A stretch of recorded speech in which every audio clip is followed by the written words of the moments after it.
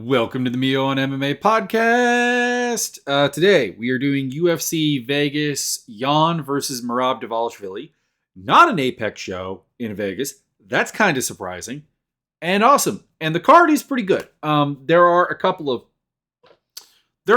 fights that I'm not super keen on. Not necessarily because the fighters are bad, but just because I think the feel of the fight, the dynamic of the fight is like pretty easy to determine, but there are some very, very good ones. For example, I am really, really looking forward to the main event, obviously, of Peter Yan versus Merab Dvalishvili. I'm looking forward to Volkov-Romanov, not necessarily as a good fight, but as a informative fight. Krylov and Spawn is chaotic violence. Ramos versus Lingo, that should be pretty good. Saeed Jonathan Martinez, that should be pretty good.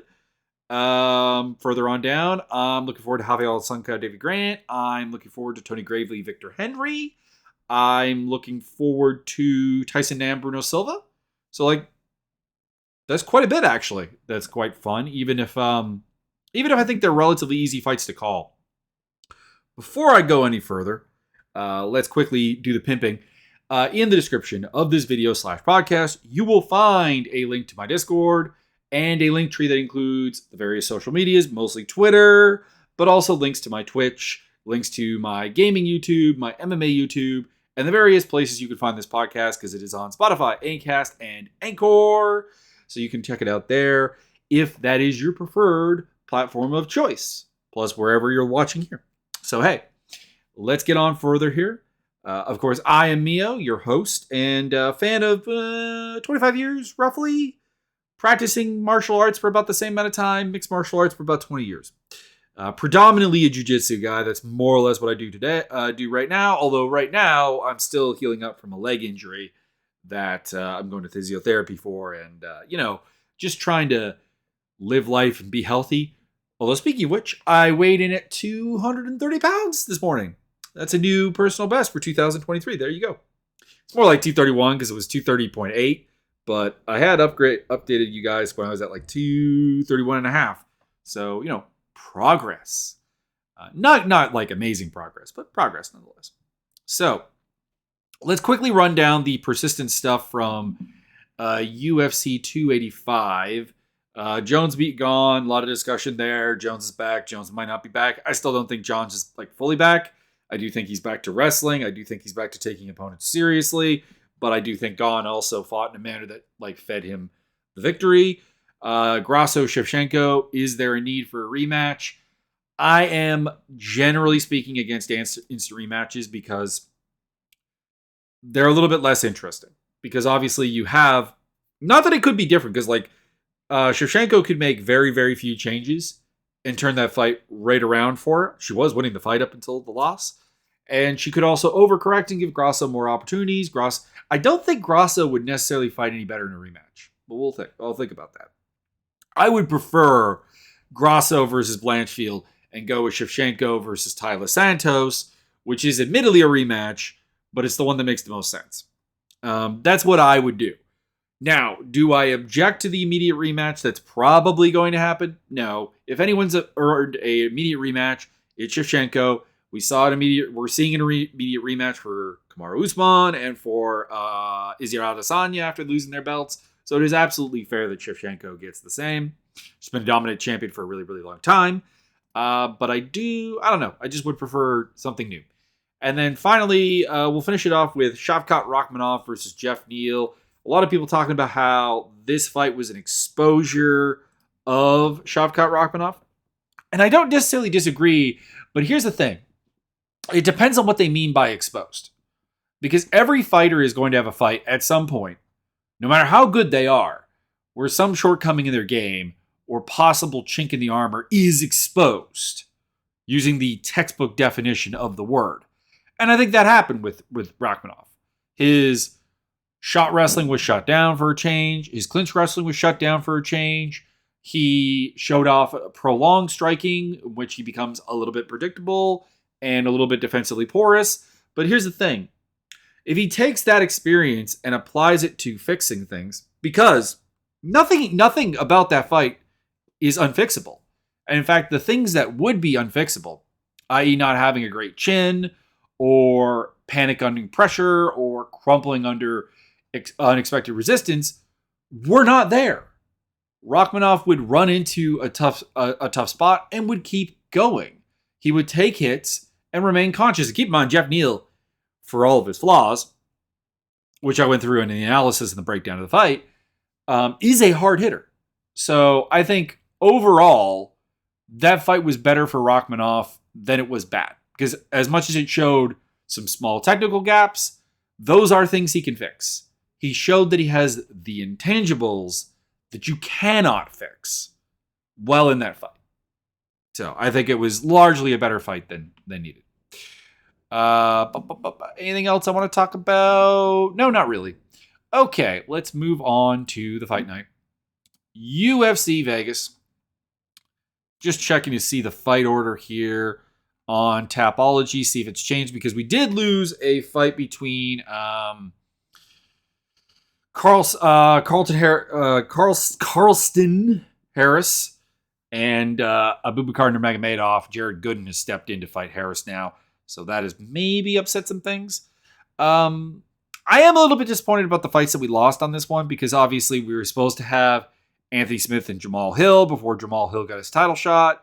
We were supposed to have Cedric Dumas versus Abu Azaitar, which probably would have been a more impressive, more testing fight than the one he's got against Josh Fremd on this card. Rafael Sunkau versus Kyler Phillips. That was going to be fun.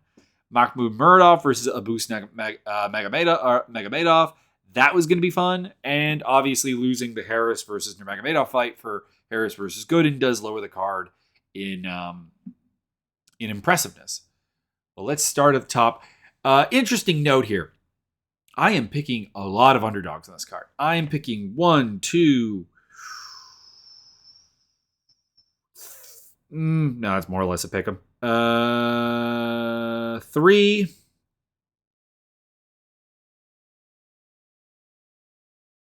I could have sworn it was more than 3. 4. 4 underdogs on this card I'm picking. And I'm pretty game on a couple other underdogs. But we'll start off with Peter Yan versus Merab Dvalishvili. This is one of the underdogs I'm taking, because Merab is coming in here at a plus 200 to plus 225 underdog. Minus 250, minus 290 for Peter Yan. That's the range. Yan is an inch taller, has one less inch of reach. Obviously, I could see Peter Yan win this fight. I was at one point very, very much on the Peter Yan bandwagon.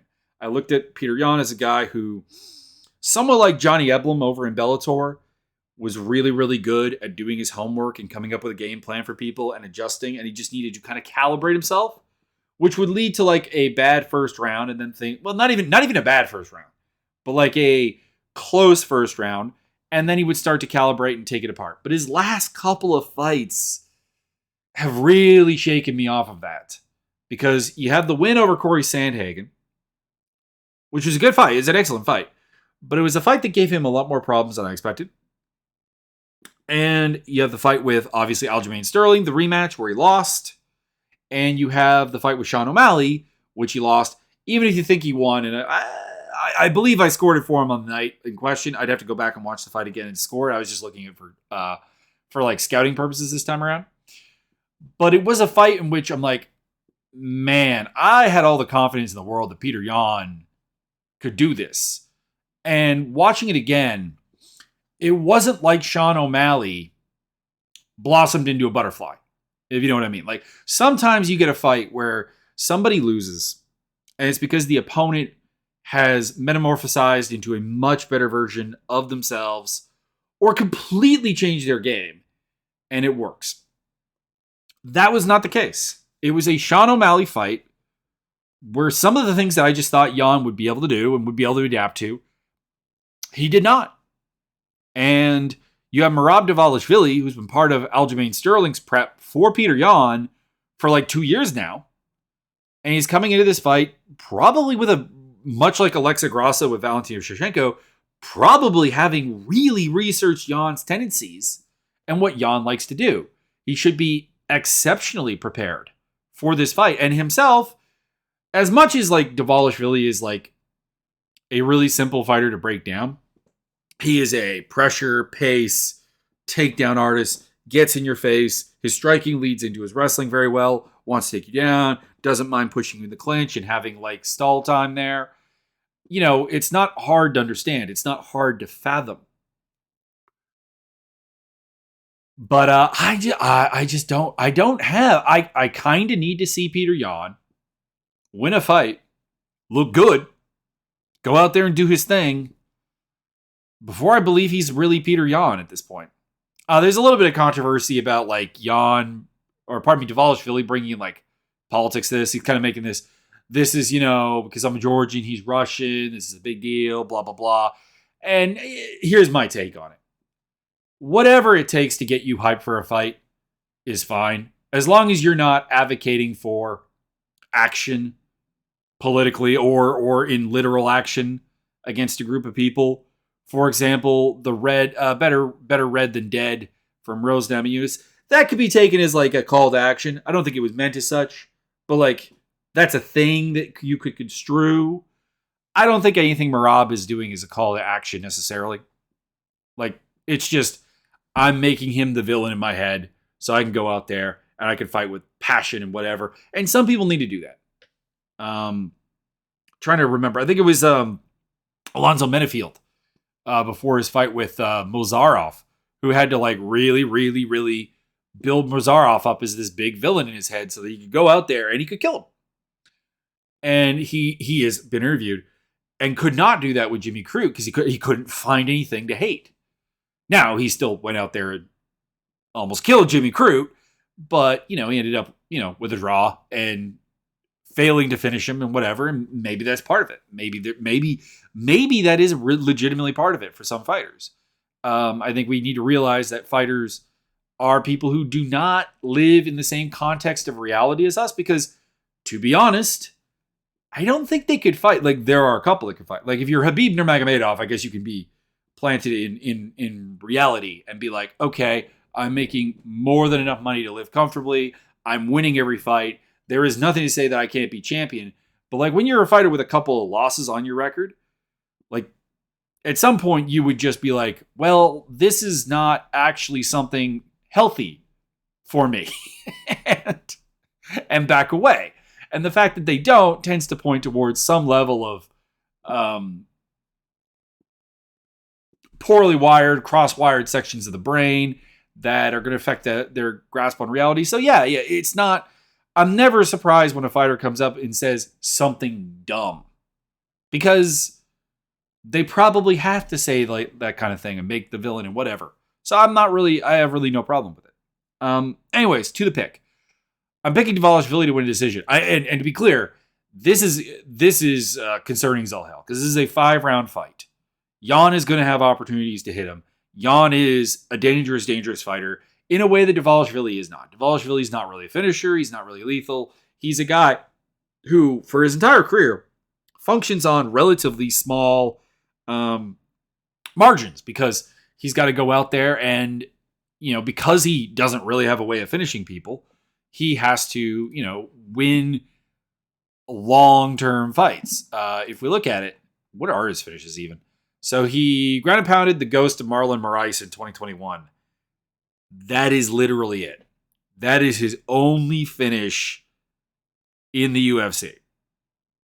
The only other fight that did not go to the distance in the UFC was his technical submission loss to Ricky Simón, which actually effectively did go the distance because he literally is choked out at 5 minutes of the third round. So, you know, there's that. He had a bunch of, he had a couple, he had like one really, really nice finish in Ring of Combat, ROC, back in 2017, right before he got to the UFC. He's spinning back fist Rafael Stotts, which looks like at the time was a big win and looks even bigger now because Stotts, of course, is doing exceedingly well in Bellator, but there's just not much there. Like, even before getting to the UFC, he only has 3 professional finishes. An armbar over Sabrab Akdarbekov, probably butchered that, and a third-round knockout over Dennis Dombrau. So, yeah. It's nervous to make this pick because you are dealing with Yan, who is a far better striker on paper than Merab, and actually is a pretty good wrestler and grappler. Like, he is an all-terrain fighter. He is a guy who functions on the counter as a lead and takes people apart, neutralizes, takes weapons away. Merab does not have a lot of weapons. It's a pure gut feeling that there is something that has gone off the rails for Peter Yan for the last, basically since the DQ loss to Aljamain Sterling. And I need to see him get back on track before I get back on the hype train. So Merab by decision. Alexander Volkov versus Alexander Romanov. Battle of the Alexanders. 5 inches taller and 5 inches longer is Volkov. This is a striker versus grappler fight. Romanov is a guy who, to his credit, and I want to be clear, to his credit, has been trying to become a better striker, trying to get in better shape. His, I believe his weigh-ins for like every UFC fight have gotten lower and lower. Let me just verify that. So he came in and fought Roque Martinez. He was 261. Then he weighed in at 260 for the Lima fight. Then he weighed in at 264 for Espino. Okay, so that's an exception. Then he got down, and then he was 265 for Vandera. I'm wrong on this, actually, but then he got down to 236 and a half for the Chase Sherman fight and 239 and a half for Marcin Tybura. So, like, he's a guy who is slimming down, who's trying to become in better shape. I just don't think it's actually happened. And I think from the striking standpoint, he's become more comfortable striking, but he is still really bad. And obviously this fight could entirely go the way of the Tom Aspinall fight with Volkov, where Aspinall came out, clipped him, take him down, submitted him quickly. Or it could go the way of the Curtis Blades fight, where early on, Volkov was unable to stop the takedown. But I can't help but look at their respective fights against Marcin Tybura. Now, obviously, the dimensions of those fights entirely different because you can't really get more different fighters than Romanov and Volkov. I mean, we got a 5-inch. If nothing else, we have a 5-inch reach and height disadvantage. But then we also have a completely different archetype where Volkov is a sort of volume technical kickboxer, and Romanov is a like pure power grappler. But I am going with Volkov. I see him weathering some early storms from Romanov, maybe even getting taken down and stopping things. Because the thing is that Romanov, going back to the Tybura fight, he had Tybura at his mercy and was unable to finish him, and has not yet been able to finish a like truly seasoned grappler. If you look even at the Juan Espino fight, Juan Espino is a small heavyweight. He's a good grappler, don't get me wrong, but he is a small heavyweight. And Romanov was able to manhandle him, but still stalled out from a grappling standpoint. Did not finish him, ended up having to get a technical decision after there was some weird ball shot. And that was the fight that kind of shook me, where it's like, I kind of expected Romanov to pass that with flying colors. I kind of expected Romanov to pass the Tybura challenge with flying colors. And he didn't. So I do kind of worry. I guess what I'm saying is I actually hope Romanov wins this fight because he's an interesting prospect. He is a rare, solid wrestler with a submission game. He's a guy who I think is trying to make the right changes in his game and trying to become a better version. He's seen the two things that like are not working, and he's trying to improve upon them. And I absolutely applaud that. But I think Volkov is a guy who can make the takedowns difficult, who can obviously hit him at range, is obviously a better striker, and is actually a pretty competent grappler. Probably gets the job done here with a decision or a third-round TKO. And this is another underdog I'm taking because Volkov is a plus 125 to plus 135 underdog. Romanov minus 150 to minus 167. I have no problem with those betting odds. I do actually think Romanov should be the favorite. Then we get to Nikita Krylov versus Ryan Spawn. I have nothing to say about this fight that I haven't already said. I'm taking Krylov by TKO. Spawn is a little bit panic prone, a little bit pressure prone, gives up takedowns kind of easily, has no real sense of defense. Yes, he's kind of durable. Yes, he's dangerous as a grappler and as a striker. And he's very, very tall. But and he's supposedly training full time now, something he wasn't doing until the last 2 fights. I don't know if I believe him, but I'm going Krylov because the 2 wins that Spawn has had during this quote unquote serious run he's had are against very flawed fighters. Dominic Reyes, who is trying to find his way in the post John Jones Lost world, and Ion Cutelaba, who is just a madman, which I guess you could argue Krylov is as well, but Krylov is a more creative and smarter madman, more diverse skill set. Anyways, so taking Krylov. The only thing I will say is Krylov is a bigger favorite this time than when they were main eventing the card. He's gone from a 150 favorite back then to a 165 to 180 favorite here. And Spawn is a larger underdog, now plus 132 to plus 150. That's a bit weird given that it was Krylov who got sick. Ricardo Ramos versus Austin Lingo, our first big plus here. Ramos is a minus 350 to minus 435 favorite. Lingo is plus 260 to plus 325. Lingo's an inch taller, but it's ironically Ramos who has 2 inches of reach. Lingo's been out for 17 months. He's not a super athletic fighter, just in general, full stop. He's durable. He's tough, which I guess is kind of the same word, but like I tend to use toughness as like a mental thing. Durability is a physical thing. So he's durable in the sense that he can take a shot. He's tough in the sense that mentally he will not give up when the going gets tough. And I still can't see him winning. Because like I go back to his Luis Zaldana fight. Luis Zaldana is a mess. He's an athletic specimen who I don't think has any idea of how to fight.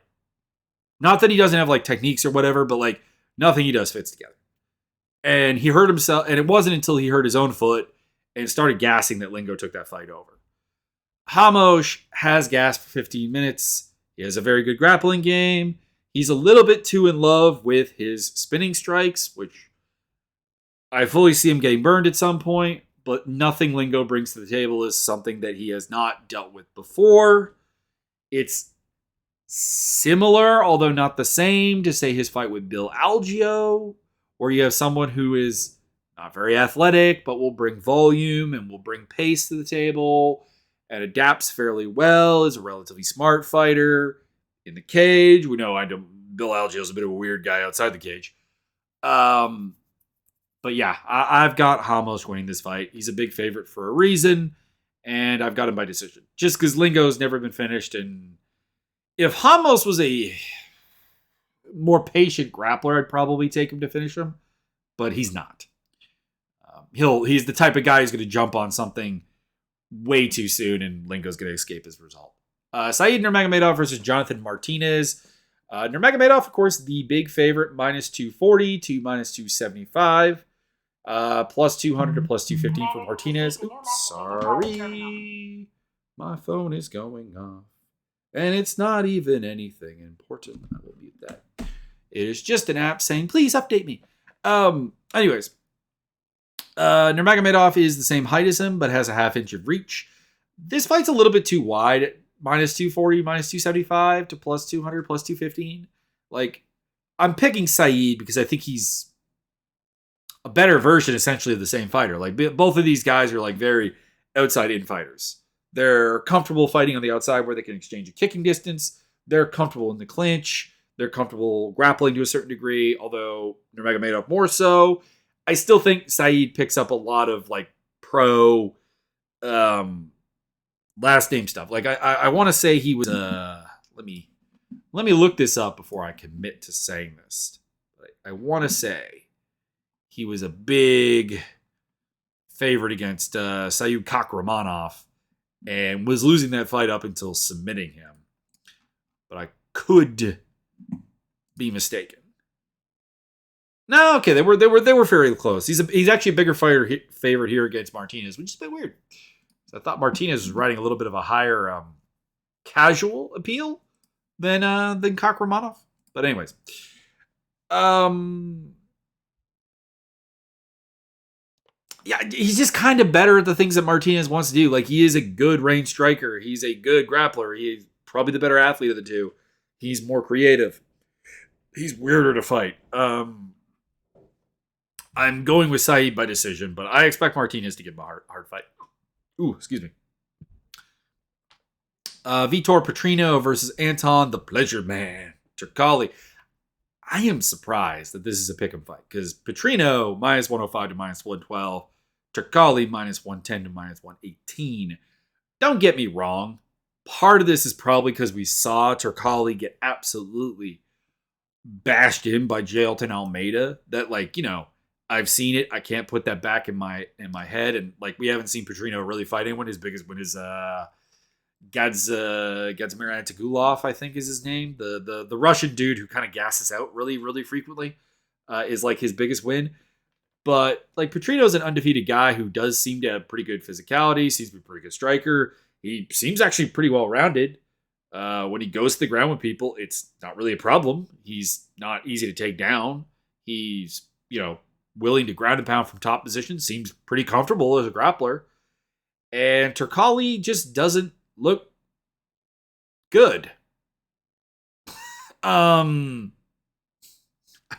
just like, I like his nickname, the Pleasure Man. I like his whole story of like, it's an interesting origin story of like, I started doing mixed martial arts because the girls I was like, you know, making a move on had boyfriends who wanted to beat me up. And I mean, it's not exactly a good moral move, but from a standpoint of, it's very Fabricio Verdum. If you don't know, Verdum took up BJJ because either his ex's boyfriend beat him up with jiu-jitsu, or or his girlfriend at the time's ex beat him up with jiu-jitsu, and he became obsessed with it. So like, it's kind of a similar story to that. But I got Petrino by TKO. Like, Turkalj looks bad. And like, maybe this is truly the case, like I said, if we have seen him fight somebody good and we've not seen Petrino do the same. But I don't think Turkalj's going to get knocked out. Anyways, Petrino. Lucas Bresky versus Carl Williams. Bresky is the underdog at plus 172 to plus 200. Williams minus 220 to minus 250. I'm going to pick Williams here, but I actually do think Bresky should be the favorite. We've seen Bresky in the UFC. He fought really, really well against Martin Buday. The only thing I really disliked about that fight was his inability to defend leg kicks super effectively. I thought he won that fight. He outlanded him like 2-1. Didn't get hurt by Buday. Was able to avoid Buday's wrestling. And Carl Williams is an unproven guy. Like, he's Curtis Blade's prototype in the sense that he's got good wrestling and seems actually to be reasonably comfortable striking and everything. But realistically speaking, I don't think we've seen enough to really put him as a favorite against Bresky. But hey, at least not this big of a favorite. Anyways, like I said, I do expect Williams to get takedowns. I don't think he's great at controlling people on the ground, but like, it should be enough. Like, Bresky should probably get up a couple times, but Bresky has no power. Like, that's his problem, is he's a volume striker at heavyweight. He is Alexander Volkov, for example. And the problem for him is going to be that he can't really generate big moments. Like, it's why he lost to Buday. Despite outlanding him and not really getting hurt by Buday, the fact that he was in no way able to hurt Buday meant that he ended up losing. So I've got Carl Williams by decision, who himself is not any kind of prolific finisher.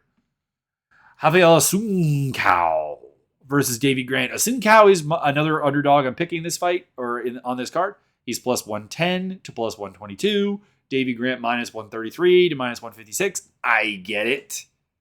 Because despite Grant being 37 years old, he's the younger guy in this fight against Asuncao. He's 3 inches taller, has 2.5 inches of reach as well on him. But Asuncao proved he wasn't really dead. That, losing to largely the absolute best and some of the hardest hitting dudes in the division doesn't necessarily mean that you're done, because sure, he lost to Marlon Moraes in 2019 before he became a ghost, Corey Sandhagen, Cody Garbrandt, and Ricky Simone, but then he went out and basically pantsed Victor Henry. He's actually even not that far removed from beating Rob Font. He's still functional. He's still a really confusing guy on the counter punch. He baits you in very, very easily, throws counters, throws creativity, and kind of makes you go low pace with him. And Davey Grant is a fighter who thrives on pace. And he's not a guy you're going to out-grapple or out-wrestle. If anything, he's going to out-grapple and out-wrestle you, because he does have good counter takedown games, good reactive takedowns, and he is an amazing top grappler. Not the sort of guy who's going to pull off massive submissions or anything, but like, dude locks you down, actually lands good ground and pound, and is a very, very solid jiu-jitsu black belt. So despite the fact that I do love Davey Grant and his chaos incarnate style, there's just a lot of opportunities to counter him. There's a lot of opportunities to take him down if you want to. There is a lot of ability to out-grapple him from top. And Asuncao, it feels more like the Victor Henry fight than any of the ones that he lost. But Victor Henry, probably a better fighter than Davey Grant. So there you go. We're talking about Victor Henry later, because he's also on this card. A lot of bantamweights on this card. But I'm taking Asuncao by decision. So there you go. Despite Grant being a minus 133 to minus 156 favorite. So hey, there's a bet for those of you who are looking to put them down. Cedric Dumas versus Josh Fremd. Dumas is the favorite, minus 185 to minus 250, plus 154 to plus 178 on Fremd. This is Dumas's debut. Fremd is 2 inches taller than him, but apparently Dumas is 2.5 inches longer in terms of the reach. Obviously, I don't really like Dumas because he's a guy who wants to charge people for interviews. And he also has a domestic violence. I'm not sure if it's technically correct to say conviction, because he pleaded no contest to the charge, which to me is kind of like a guilty decree, but I don't know. I don't know if that's legality correct. But anyways, so you got, the latest in a long line of domestic abusers in the UFC. And you've got a guy who is on the Patty Pimblett, like, pay me for interviews thing, which I don't like. Because here's the thing. Here's the thing. And maybe this is unique to me. One, if you're having to pay for interviews, you're probably going to want to get your money, which means you might shy away from difficult questions when it comes to asking someone for it. Because if they hang up, you paid them, and you're getting nothing. Two, he's also holding up like some very small sites, very, very small, like my level guys for money. And he's not even fought in the UFC. So he's asking for money for what is exposure for him, as well as the site. And three, they're just boring. Have you ever watched an MMA interview that you knew was getting paid for? If that becomes a norm, they are boring. They are like, it goes back to the whole thing of like, the questions tend to get really timid and really generic and really uninsightful and really uninformative. So yeah, I am very against this. But anyways, I'm picking Dumas to win this fight. Josh Fremd is a fighter. I mean, in the sense that, like, despite not being a great athlete, he's a big guy. He's tough. He's durable. He's adaptive. He more or less knows what he wants to do. He fights fairly smart. But you watch that fight with Tresean Gore, you watch him get caught in a brutal power guillotine and get tapped out. That's exactly what Dumas did on the Contender Series.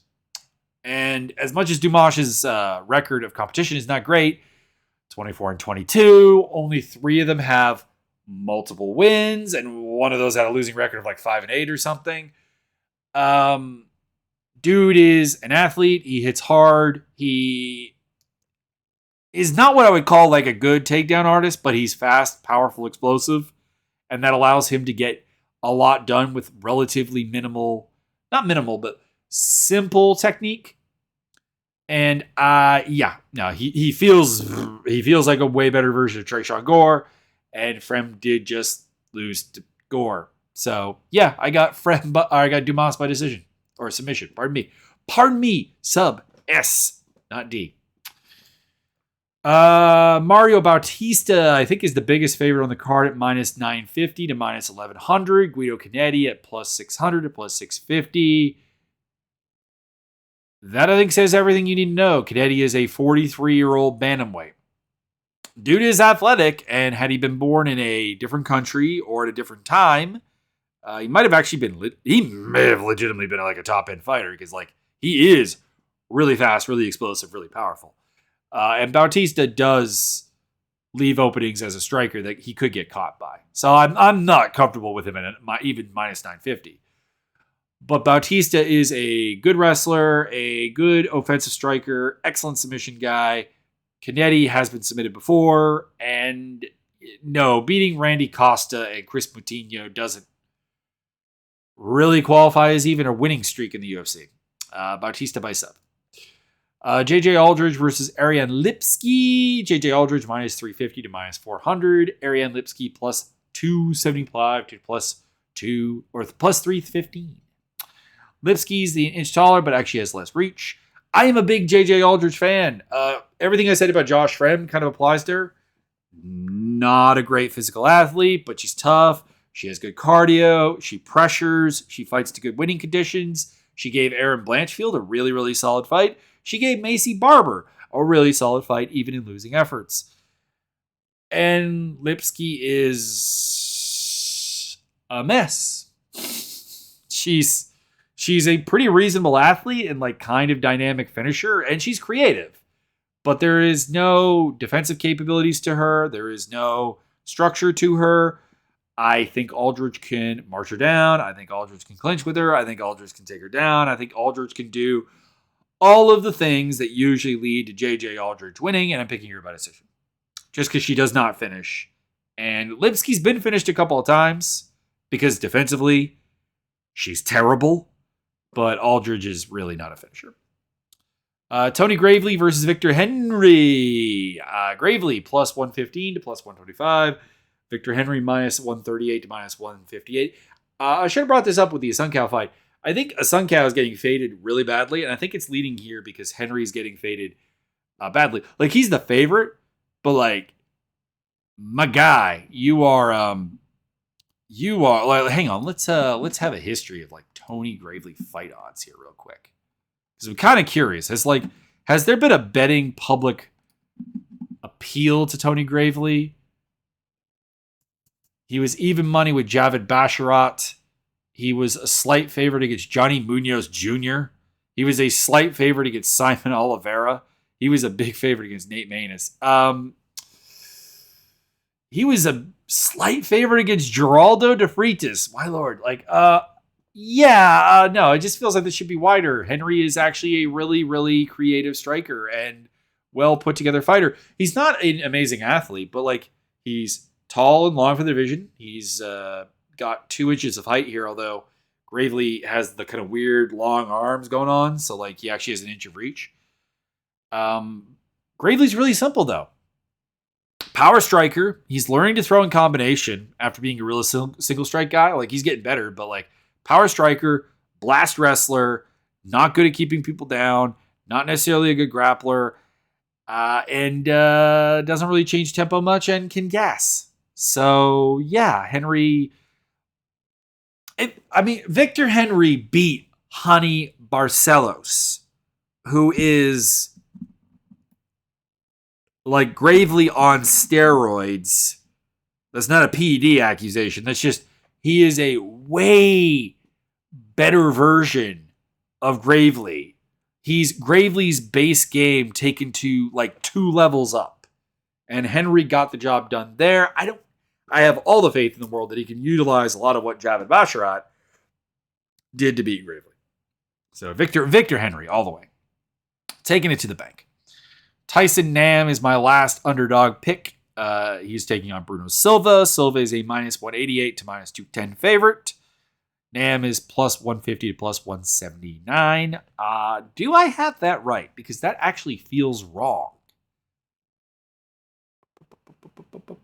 Nope. That is right. That is right. I'm looking at the betting odds right now. And Tyson Nam is indeed the underdog. Okay. Nam is 3 inches taller, has 2 inches of reach. Both of these guys actually have like good power for flyweight. Like they can knock people out and be dynamic hard hitters and so on. I think the key difference is that Silva is used to being the more powerful guy when he wins. Nam is a guy who's even powerful a weight class up and has routinely hit harder than bantamweights. So I think he has the advantage there. I think he's incredibly cool under pressure and is really, really comfortable countering. So go with it. And Silva can be hit very, very easily. So I'm going with Nam to pick up a TKO here. And the super late notice replacement fight, Carlston Harris versus Jared Gooden. Harris is a minus 300 to 305 favorite. Gordon plus 240 to plus 250 on the underdog. Taking Harris. Gooden is, I think I said Gordon earlier. Gooden is a power striker. There's not a lot to prepare for him. He's super stiff. He has bad entries to the pocket. Kind of just walks you down. Harris is long and lanky enough that he's not going to have a reach advantage. That Gooden's not going to have a reach advantage. And while I have all kinds of concerns about the craziness of Carlston Harris, because he is like an Ariane Lipsky or like a who else on this card fits this bill? Davy Grant, like a Ricardo Ramos. His striking is not what you should be. Like, it's not well schooled, but it's well schooled for what it is. He brings the chaos, and it's a guy I would never want to fight on short notice because he's very unique. He's a very unique challenge, and a generic game plan probably does not work that well against him, whereas a generic game plan will work against Jared Gooden. So I'm going with Harris by TKO. Wouldn't be surprised if it's TKO either way. Both these guys hit very, very hard, very fast, very sneaky, and can get the job done. Quick look over at the Bellator card. Bellator 292. I've got Usman Nurmagomedov to beat Benson Henderson. I've got Tufuk Musafayev, who I think is an underdog for this fight against Alexander Shalabi. I just like his style a lot more, to be honest. I think it's not as exciting as Alexander, but it's very clean, very technical, very, very well put together. And that's why I'm taking him, despite the fact that he's like a minus 110 to 125, or plus 110 to plus 125 underdog. And Shalabi minus 144 to minus 155. I think I'm butchering Shalabi's name. I think I always do. It's just a bit weird. Linton Vassell versus Valentin Moldavsky, taking Valentin Moldavsky. I don't think much has changed since these two guys fought last. I still think Moldavsky is the better wrestler. He'll get top position. He'll do his thing. But hey, here's the thing. I have gone 1-3 in Linton Vassell's last 4 fights. He's won all 4 of them. I picked against him 3 times. He won those 3 times. So take that with a grain of salt. I'm also taking Goto Yamaguchi against MVP Michael Venom Page. I don't believe in Michael Venom Page, and I never will. There you go. Taking Canadian Josh Hill over Cass Bell. Better top position grappler, better wrestler, gets it done. I'm not a big Cass Bell fan. And Enrique Barzola beat Eric Perez because Eric Perez, I don't know, Eric Perez really only is going to win fights that he can slow down and make into a grueling thing where he doesn't end up on bottom, and Barzola can put him on his back. So, Barzola. And the only other fight further down on the card that I'm interested in is Julius Anglickas versus Dovletson Yagshimuradov. That's a pretty cool fight. I'm actually a big Anglickas fan. Like, he's a powerful kickboxer dude who actually wrestles pretty well. I think he can keep this fight standing for the large part, and I think he is a better striker than Yagshimuradov, who is a creative, kind of weird-ass striker, but he's short for the division. He's powerful, and he's not, again, a terribly amazing fighter in terms of like structure. So I'm taking Anglicus, and I'm happy to see that he's a minus 130 and minus 180 favorite. So hey, there you go. I don't think I'm taking any underdogs here except for Musafayev. Yeah, Nurmagomedov is a prohibitively large favorite. The lowest odds I'm seeing for him is minus 1,600. That is too wide. That is too wide. I get it. Usman Nurmagomedov has all the name value in the world, and he looks promising and everything. But he has not really beaten anyone super good yet. So, I don't know. Maybe pump the brakes a little bit. Although Henderson is getting old. But like Nurmagomedov, it's like, yeah, you beat Patricky Pitbull, but like, what do you got after that? Chris Gonzalez? Patrick Pielta? Manny Murrow? Mike Hamill? It's not much here. It's very thin. And he's like dominant, don't get me wrong. Like, dude is finishing people with submissions and with ground and pound and whatever. And, has some surprising moments on the feet as well. But as much as I think he's gonna win, like that is odds you do not see a lot of.